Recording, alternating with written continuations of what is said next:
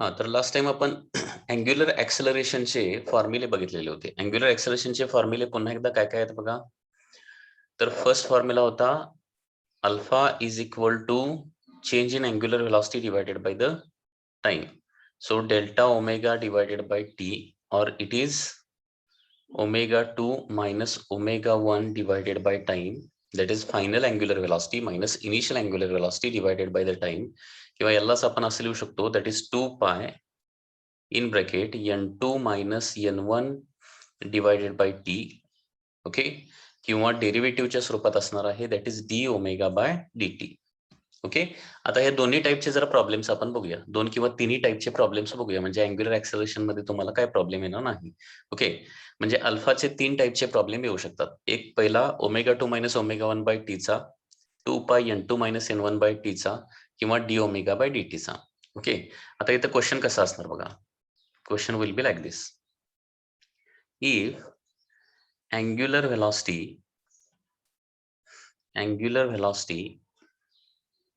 of a rotating body, angular velocity of a rotating body changes from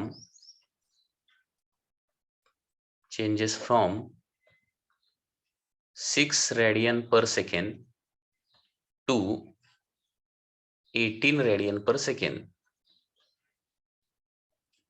in 10 seconds. Calculate angular acceleration. Calculate angular acceleration. Okay, म्हणजे या problem मध्ये काय given का आहे ते अगोदर व्यवस्थित लिहा. अँग्युलर व्हेलॉसिटी काय आहे, सुरुवातीला 6 रेडियन पर सेकंड होती, नंतर ती किती झालेली आहे 18 रेडियन पर सेकंड झालेली आहे. So we can write here omega 1 is equal to 6 radian per second, omega 2 is equal to 18 radian per second, and here time is given as 10 second. Okay, तर unit वरून लक्षात आलं पाहिजे की हे given quantity का आहे. रेडियन पर सेकंड कशाचं युनिट असतं, अँग्युलर व्हेलॉसिटीचं असतं. ठीक आहे. Now we want to calculate alpha angular acceleration. Angular ॲक्सेलरेशनचा फॉर्म्युला आहे that is omega 2 minus omega 1 divided by time.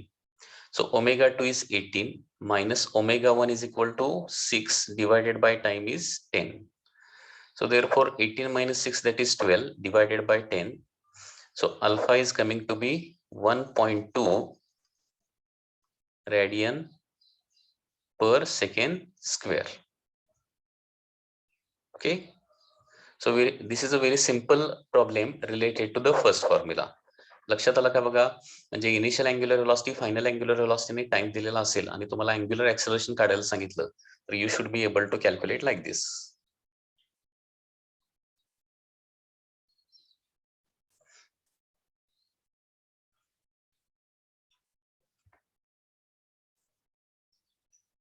Next, हा प्रॉब्लेम असा पण येऊ शकतो.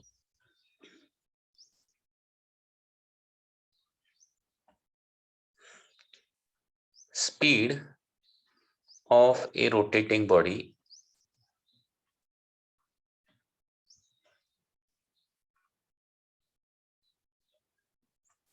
changes. Speed of a rotating body changes from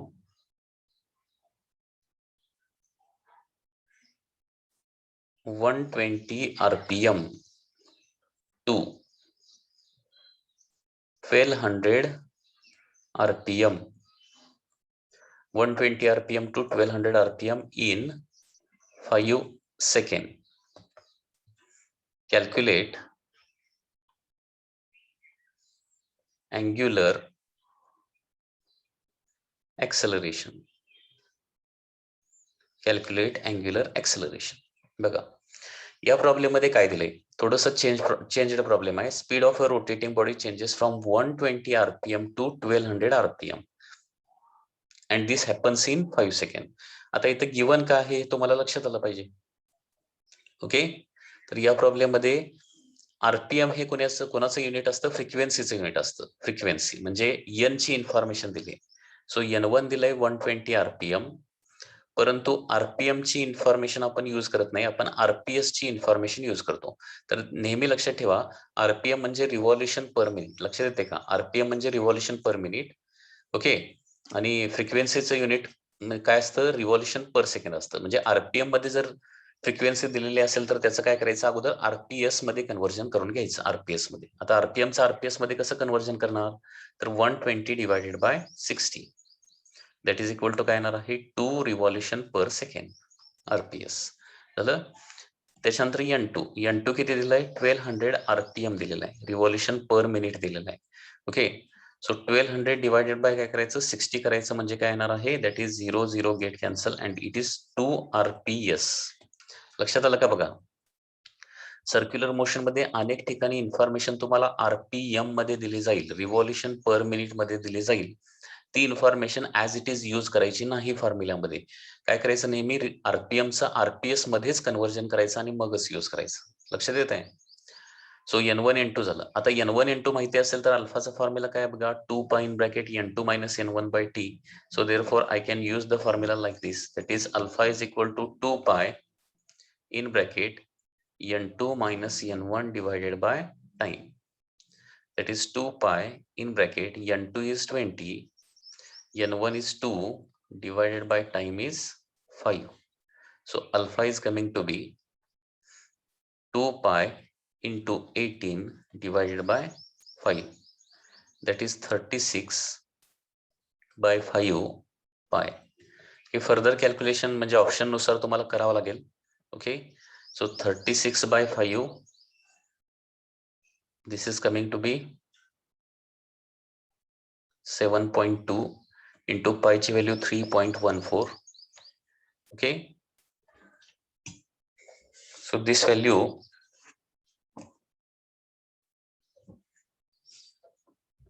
(7.2 into 3.14). This is coming to be 22.61 radian per second square. Okay. लक्षात आलं का? बघा, फर्स्ट फॉर्म्युला कधी यूज करायचा? डायरेक्टली अँग्युलर व्हेलॉसिटी तुम्हाला दिलेली असेल तर, म्हणजे ω1 ω2 दिलेला असेल. ω1 ω2 दिले, कशावरून आयडेंटिफाय करायचं? तर त्याच्यासाठी तुम्हाला युनिट माहिती पाहिजे. आता 6 रेडियन पर सेकंड आणि 18 रेडियन पर सेकंड असं जर सांगितलेलं असेल तर रेडियन पर सेकंड हे ओमेगाचं युनिट असतं. त्यावेळी मग काय करायचं? अल्फाचा ओमेगाचा फॉर्म्युला यूज करायचा. आणि जर स्पीड तुम्हाला काय दिलेला असेल? आरपीएम मध्ये दिलेला असेल तर त्याचा मिनिंग काय होणार आहे? दॅट इज N1 N2 तुम्हाला दिलेला आहे. आणि पुन्हा एकदा सांगतोय, आरपीएम ची इन्फॉर्मेशन अगोदर आरपीएस मध्येच कन्वर्ट करायची आणि मग ती यूज करायचं. लक्षात आलं? आरपीएस आरपीएम मध्ये कसं कन्वर्जन करायचं? By dividing it by 60. आता हा थर्ड फॉर्म्युला कधी यूज करायचा? Alpha is equal to d omega by dt. हा थर्ड फॉर्म्युला कधी यूज करायचा? लक्षात घ्या.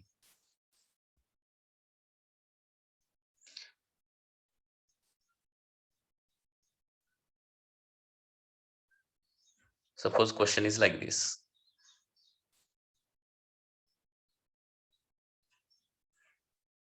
If angular velocity of a body is given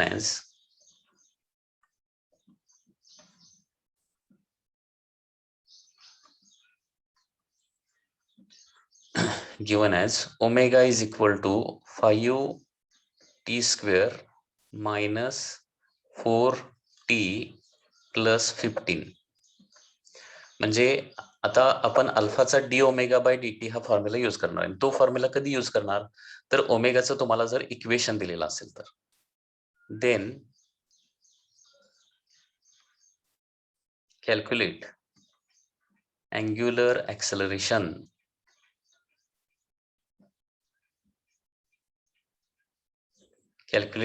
acceleration at t is equal to 2 second. असा क्वेश्चन असतोय. Okay. So different types of question कसे असतात हे आपण आता बघतोय. लक्षात घ्या.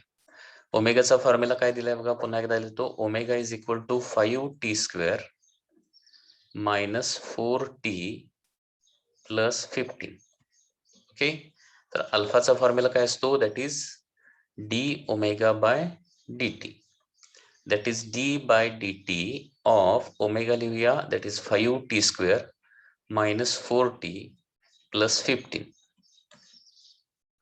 ओके, आता याचं डेरिव्हेटिव्ह घेता आला पाहिजे. 5t स्क्वेअरचं डेरिव्हेटिव्ह काय करायचं, 5 into 2.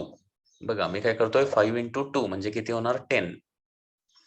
आणि टी ची पॉवर काय करायची, 1 न कमी करायची, म्हणजे t⁻2 चं t⁻1 होणार. त्याच्यानंतर -4 इथं नाही म्हणजे पॉवर किती आहे, 1. नेहमी लक्षात घ्या, डेरिव्हेटिव्ह काढत असताना या दोघांचं मल्टिप्लिकेशन करायचं असतं. -4 into 1 that is -4 into t⁻2 power 1 न कमी करायची म्हणजे t⁻1 - 1 म्हणजे t⁻0 म्हणजे टी टर्म येणारच नाही. आणि 15 हा कॉन्स्टंट आहे आणि कॉन्स्टंटचं डेरिव्हेटिव्ह काय असतं, कॉन्स्टंटचं डेरिव्हेटिव्ह 0. ओके, प्लस 0, 15चं डेरिव्हेटिव्ह 0 झालं. सो अल्फाचा फॉर्म्युला येतोय 10t - 4. So this is the formula for angular acceleration. लक्षात आलं. आता त्यांनी काय परत म्हटलंय की calculate angular acceleration at t is equal to 2 second. 2 सेकंडला अँग्युलर ऍक्सेलरेशन कॅल्क्युलेट करायचं आहे. So alpha is equal to 10 into T च्या ठिकाणी मी 2 प्लेस करतो, -4. So this is 20 - 4 and therefore angular acceleration is equal to 20 - 4 that is equal to 16 radian per second square. 16 radian per second square.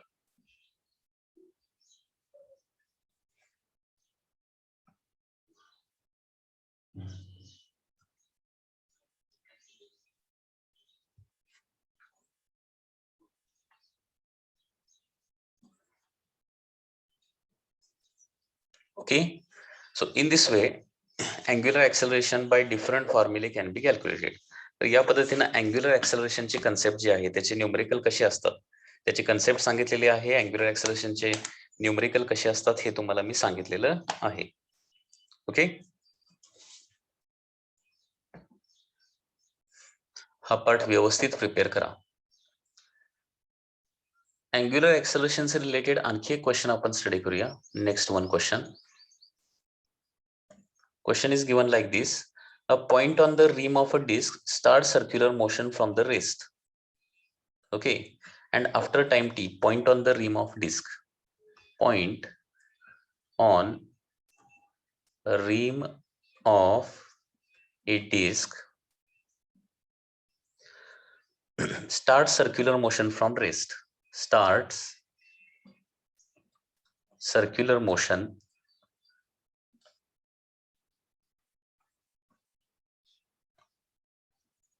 from rest. Start circular motion from rest and after time t,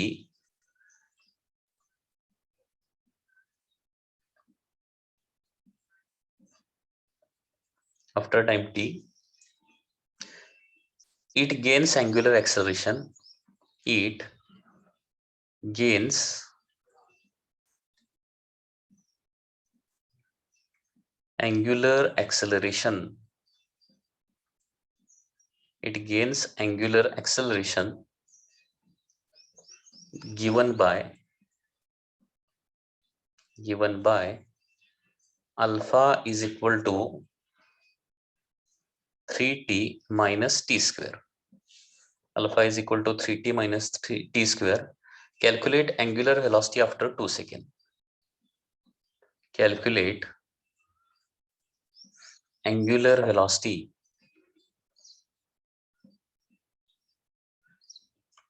after 2 seconds. Calculate angular velocity after 2 seconds. म्हणजे या problem मध्ये काय केलंय बघा, alpha दिलेला आहे आणि omega काढायला सांगितलाय आणि वन्स अगेन इथं अल्फाचं इक्वेशन दिलेलं आहे. आता हा प्रॉब्लेम कसा सॉल्व्ह करता येईल लक्षात घ्या. तर इथं गिवन पुन्हा एकदा लिहितोय, अल्फा दिलेला आहे 3t minus t square आणि टाइम दिलेला आहे अँग्युलर व्हेलॉसिटी, म्हणजे final angular velocity find out करायची आपल्याला after a time of 2 second. बघा हा प्रॉब्लेम कसा सॉल्व्ह करायचा. तर अल्फाचा फॉर्म्युला काय असतो, इक्वेशन असलं की अल्फाचा formula D omega by D T. ठीक आहे. आता याच्यावरून मी असं लिहू शकतो, therefore D omega is equal to alpha into D T लिहिणार, alpha into D T. Okay, D omega is equal to alpha into D T लिहिलं. आता काय करायचं, दोन्ही साईडचं इंटिग्रेशन घ्यायचं. So therefore integration of D omega is equal to integration of alpha into D T. Okay, म्हणजे अल्फाचं equation दिलेलं असेल आणि अँग्युलर व्हेलॉसिटी काढायचं असेल तर तुम्हाला इंटिग्रेशन घ्यावं लागतं. या स्टेप्स लक्षात आल्या का बघा. या स्टेप्स तुम्हाला या पद्धतीनेच फॉलो कराव्या लागतील. अल्फाचं इक्वेशन दिलं आणि ओमेगा काढायला सांगितलं तर या पद्धतीने या स्टेप्स फॉलो कराव्या लागतील. Alpha is equal to d omega by D t, बरोबर. त्याच्यानंतर d omega is equal to काय येणार, alpha into D t. D टीला फक्त LHS ला लिहिलेला आहे. So d omega is equal to alpha into D t. दोन्ही साईडचं इंटिग्रेशन घेतलं तर integration of D omega is equal to integration of काय येणार आहे, अल्फा डी टी येणार आहे.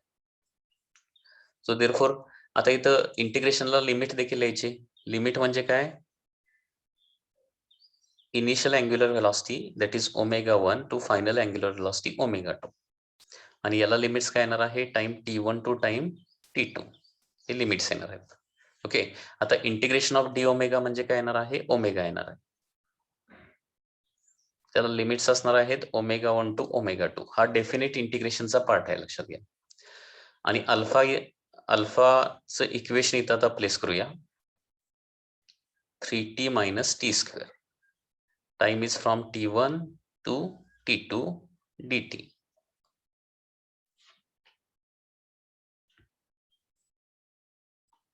हा, आता याच्यानंतर लिमिट इथं प्लेस करायचे आहेत. ओमेगाच्या ठिकाणी अप्पर लिमिट ठेवायचं, नंतर लोअर लिमिट ठेवायचं. सो लेफ्ट हँड साइडला काय होणार आहे, ओमेगा 2 मायनस ओमेगा 1. ओमेगा 2 म्हणजे फायनल अँग्युलर व्हेलॉसिटी, ओमेगा 1 म्हणजे initial angular velocity is equal to integration आता काढावं लागेल. 3t चं इंटिग्रेशन काय येणार आहे, 3t square by 2 minus T स्क्वेअरचं इंटिग्रेशन काय असतं, टी क्यूब बाय 3. आणि याचे लिमिट्स आहेत टाइम फ्रॉम T1 टाइम म्हणजे सुरुवातीचा टाइम किती आहे, 0 सेकंड पासून 2 सेकंड पर्यंत हे लिमिट्स आहेत. आता initial angular the circular motion starts from rest असं म्हटलंय. स्टार्ट्स फ्रॉम रेस्ट असेल तर इनिशियल अँग्युलर व्हेलॉसिटी काय लिहिणार आहे आपण, 0 लिहिणार आहे. So omega 1 is equal to 0 आणि ओमेगा 2 फायनल अँग्युलर व्हेलॉसिटी काढायचं आहे आपल्याला. आता इथं देखील काय करावं लागेल, सुरुवातीला अप्पर लिमिट ठेवायचं मायनस लोअर लिमिट. आता लोअर लिमिट तर 0च आहे, त्याच्यामुळे त्याची व्हॅल्यू ठेवली नाही ठेवली काय फरक पडत नाही. अप्पर लिमिट म्हणजे 2 ची व्हॅल्यू फक्त इथे इक्वेशन मध्ये ठेवूया. So 3/2 as it is. T स्क्वेअरच्या ठिकाणी 2 ठेवूया, 2 चा square minus T cube by 3. T cube by 3 म्हणजे 2 चा cube divided by 3. So therefore final angular velocity omega 2 is equal to 3/2 into 4 minus 8/3, that is 6 minus 8/3. So omega 2 is equal to 6 into 3, 18 minus 8, that is 10/3 radian per second. So this is the final angular velocity. लक्षात आलं का बघा. हा ते याच्यासाठी तुम्हाला इंटिग्रेशनचा part माहिती असणं आवश्यक आहे. ओके, म्हणजे अल्फाचं इक्वेशन दिलेलं असेल आणि ओमेगा जर काढायला सांगितलं तर या पद्धतीने हे तुम्हाला कॅल्क्युलेशन करावं लागेल. ओके, या टाईपचा आणखी एक प्रॉब्लेम बघूया, म्हणजे तुम्हाला आणखी थोडंसं प्रॅक्टिस होईल.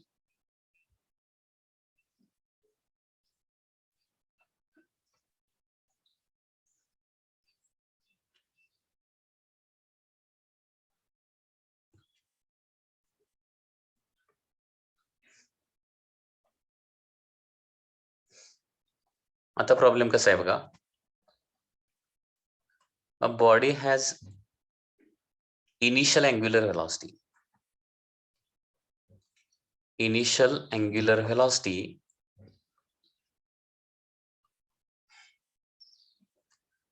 2 radian per second. Okay, initial angular velocity तुम्हाला दिलेली आहे 2 radian per second and moves with angular acceleration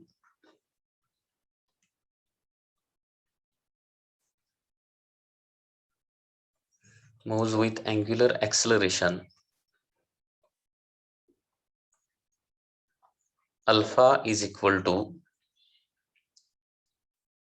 t square plus t. Okay, moves with angular acceleration alpha is equal to t square plus t. Okay, calculate angular velocity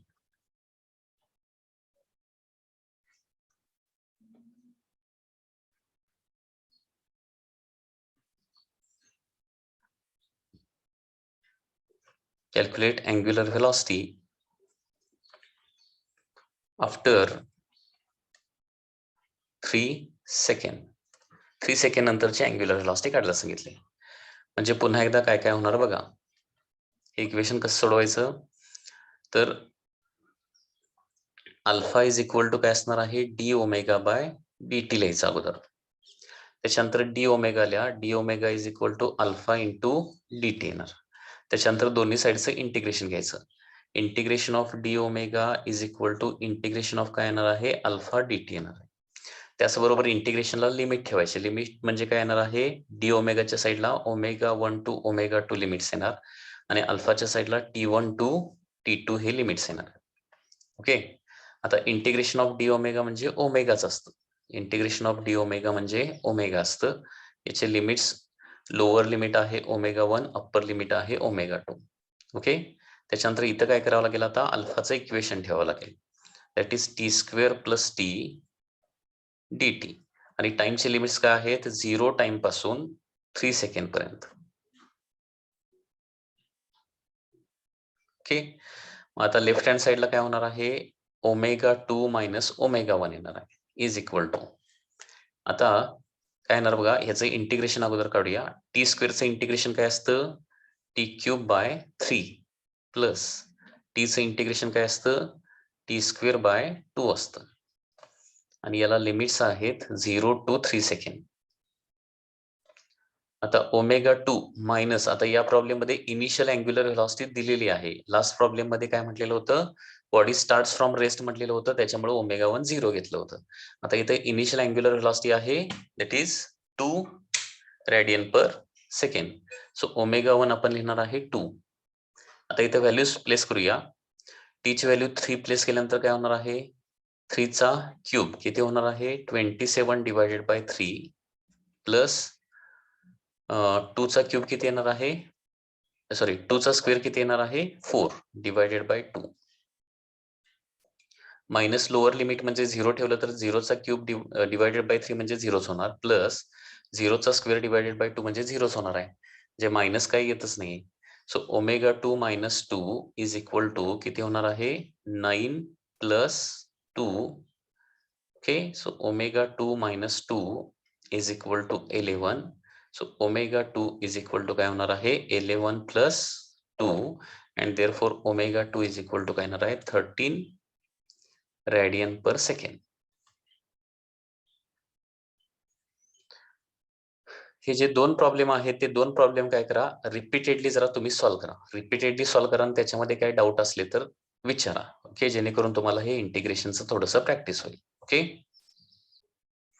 हा sorry इथं एक mistake झाली, माय mistake. So इथं 3 ची value ठेवला, 3 चा square इथं 9 येणार, sorry 9 it is 9. So here it is 9 by 2, that is 4.5. So it is 13.5 and 13.5 plus 2 किती येणार आहे, that is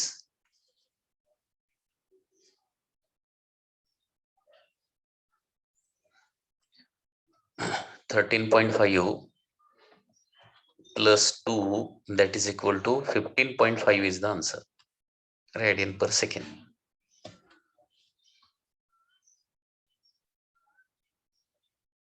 By mistake. आणखी एक जनरल प्रॉब्लेम आपण बघूया. General problem is like this. Object revolves uniformly. Object revolves uniformly. Object revolves uniformly in a circle of diameter. In a circle of diameter. Circle of diameter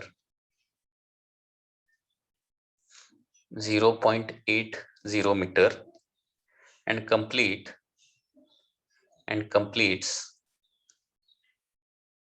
completes 100 revolution per minute, 100 RPM. Find its time period and angular velocity. Find its time period. Find its time period and angular velocity.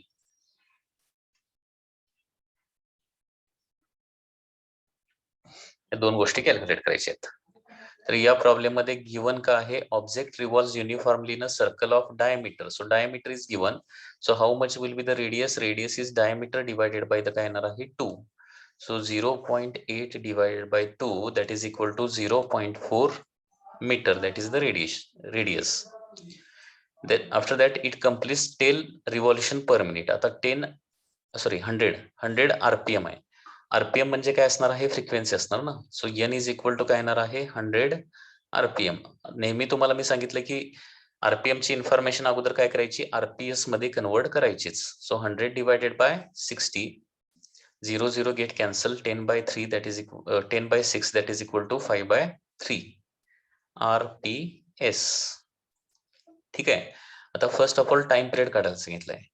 तर time period कसा काय calculate करणार बघा. Time period capital T is equal to 1 by n. Okay, so 1 by n. So 1 divided by 5 by 3. कारण time period काय असतं? Reciprocal of the frequency असतं. So T is equal to 1 by n. So that is 1 upon 5 by 3. So time period येणार आहे, that is 3 by 5. That is equal to 0.6 second. Okay, so this is the time period. आता angular velocity कशी काढायची? Angular velocity omega. Angular velocity ओमेगाचा formula असतो 2 pi into n. Okay, so angular velocity omega is equal to 2 pi into n.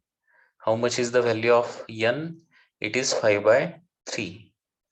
So it is 10 pi by 3. So 10 into 3.14 divided by 3. Okay, so this omega is coming to be 31.4 divided by 3. That is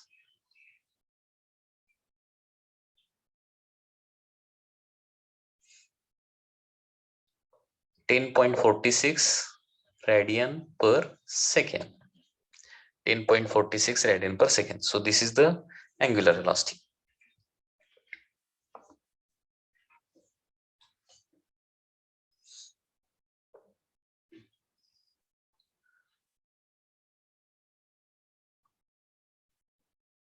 okay, हे जे सगळे problem आहेत ते पुन्हा एकदा repeat solve करा. तुम्ही repeat solve करा. हे काही इम्पॉर्टंट आणि टिपिकल प्रॉब्लेम्स तुम्हाला दिलेले आहेत. Okay, so one more question.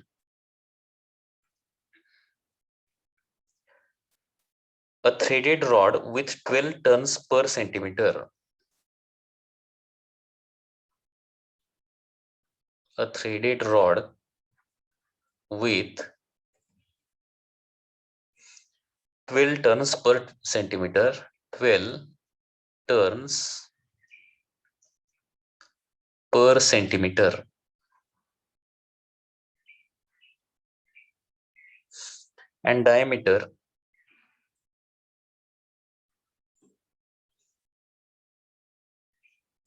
And diameter 1.18 centimeter is mounted horizontally.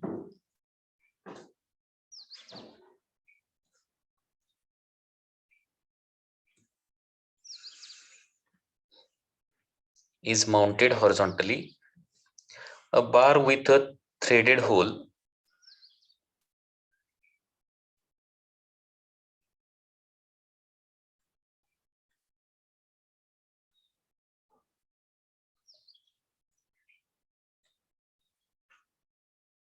to match the rod.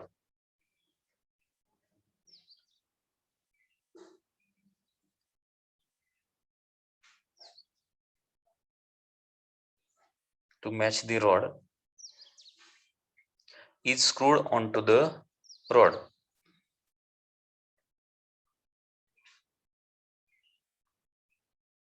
On to the rod. The bar spins at the rate of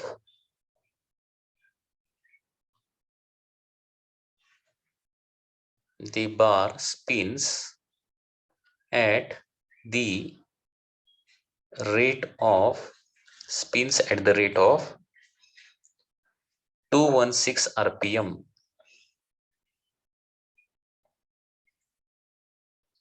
216 RPM. Determine velocity of bar.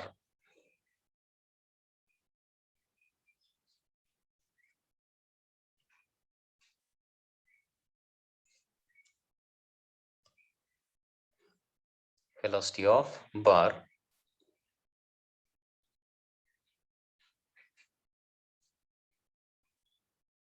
Determine velocity of bar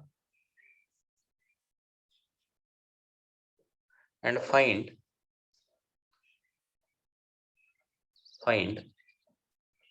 time taken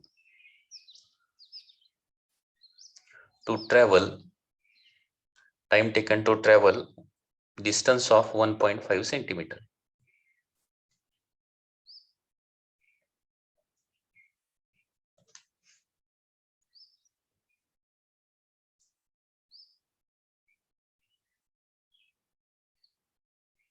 so question लक्षात आला का बघा. हा question जो आहे तो basically nut and बोल्टचा question आहे. Nut and the bolt. Okay, म्हणजे या क्वेश्चन मध्ये काय दिलंय बघा, a threaded rod. Threaded rod म्हणजे अशा प्रकारे एक बोल्ट जो तुम्ही कदाचित बघितलेला असेल. अशा पद्धतीने एक बोल्ट असतो, माहित आहे ना. So this is bolt. याच्यावर काय असतं, या पद्धतीने थ्रेडिंग असतं. थ्रेडेड रॉड म्हणजे फॉर एक्झाम्पल आपण बोल्ट कन्सिडर करूया.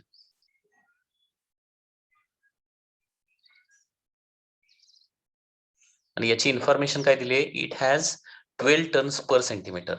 म्हणजे याच्यावर जे थ्रेड्स असतात ते थ्रेड्स कसे आहेत, 12 टर्न्स पर सेंटीमीटर दिलेत.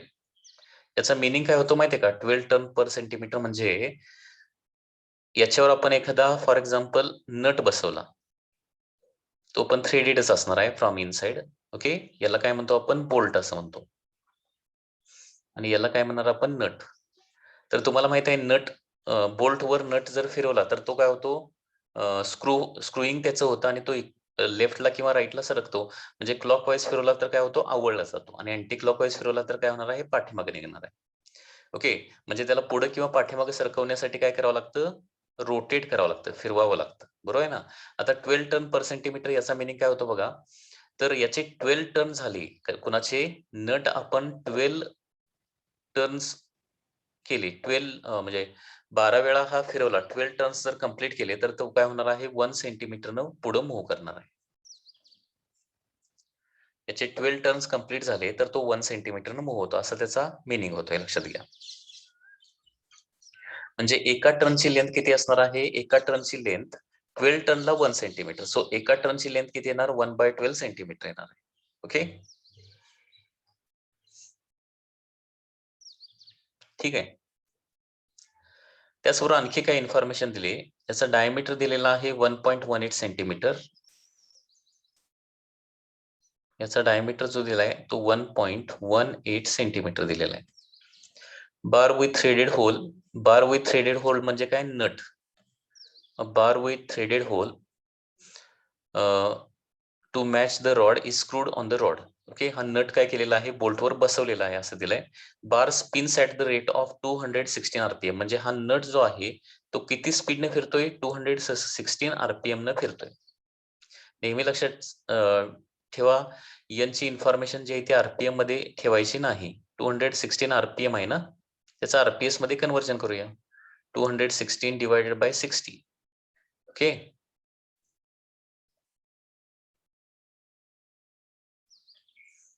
म्हणजे आन्सर काय येणार आहे, 3.6 RPS येणार आहे, रिव्हॉल्युशन पर सेकंड. म्हणजे त्या नटचे किती रिव्हॉल्युशन पर सेकंड होत आहे, 3.6 रिव्हॉल्युशन पर सेकंड होत आहे. 3.6 revolution per second.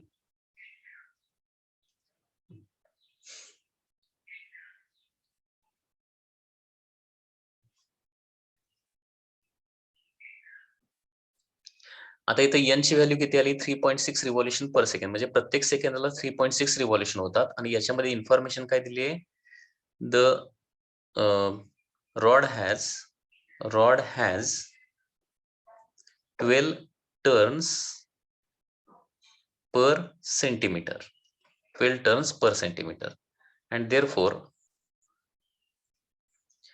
distance traveled in one turn, distance traveled per turn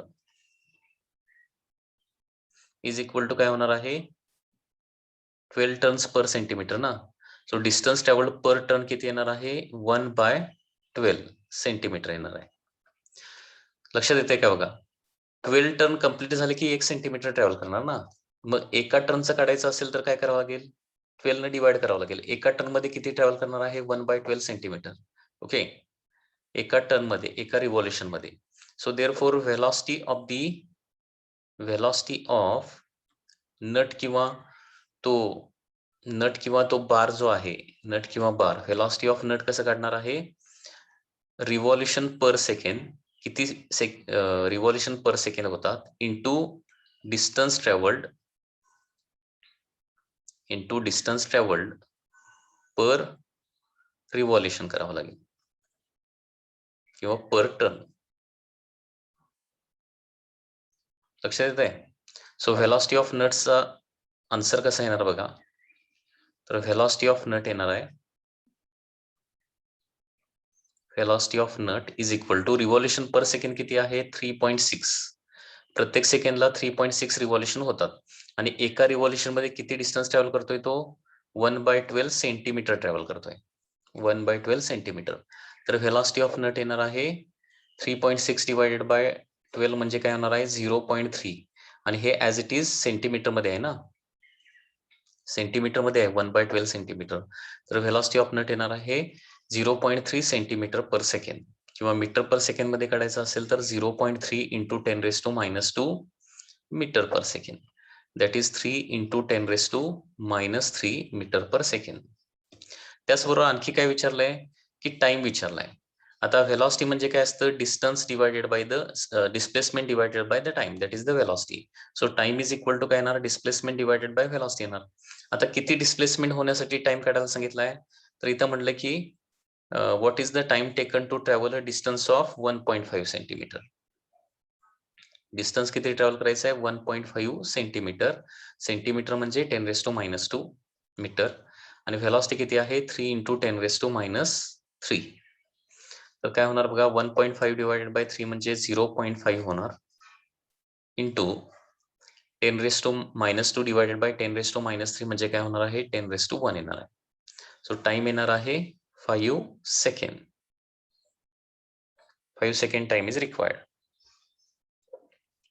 आणि व्हेलॉसिटी ऑफ नट किती येणार आहे that is 3 into 10⁻³ metre per second. लक्षात आलं का बघा, पुन्हा एकदा जस्ट रिवाइज करतो. हा जो बोल्ट आहे किंवा हा जो रॉड आहे त्याच्यावर काय आहे 12 टर्न पर सेंटीमीटर आहे, म्हणजे एका सेंटीमीटर मध्ये 12 टर्न्स आहेत. म्हणजे याचाच मिनिंग काय होतो 12 रिव्हॉल्युशन झाले की 1 सेंटीमीटरनं नट पुढे सरकणार, कारण नट फिरवल्यावर पुढे किंवा पाठीमागे सरकतो माहिती आहे ना. तर 12 रिव्हॉल्युशन कंप्लीट झाले, 12 टर्न कंप्लीट झाले की 1 सेंटीमीटर ट्रॅव्हल करतो. म्हणजे एका टर्न मध्ये किती सेंटीमीटर तो ट्रॅव्हल करणार, डिस्टन्स ट्रॅव्हल्ड इन 1 रिव्हॉल्युशन किंवा 1 टर्न दॅट इज 1/12 सेंटीमीटर येणार. ओके, आणि डिस्टन्स ट्रॅव्हल्ड पर टर्न आलं, पर रिव्हॉल्युशन आलं, आणि number of revolution per second पण मिळालं, तर दोघांचं मल्टिप्लिकेशन केल्यानंतर काय येणार आहे व्हेलॉसिटी. म्हणजे हे तुम्हाला लक्षात ठेवावं लागेल. एखाद्या बोल्टवर नट फिरवला तर तो किती व्हेलॉसिटीनं पुढे किंवा पाठीमागे सरकणार हा फॉर्म्युला लक्षात ठेवा. व्हेलॉसिटी ऑफ नट असतं number of revolution per second into distance travelled per revolution. Okay, प्रत्येक सेकंदाला किती रिव्हॉल्युशन्स होतात आणि एका रिव्हॉल्युशन मध्ये ट्रॅव्हल केलेलं डिस्टन्स, या दोघांचं मल्टिप्लिकेशन, हा फॉर्म्युला तुम्हाला लक्षात ठेवावा लागेल. सो व्हेलॉसिटी ऑफ नट येणार आहे 3.6 into 1/12 that is 0.3 centimetre per second. Okay, तर या पद्धतीने हे सगळं कॅल्क्युलेशन येणार आहे. ओके.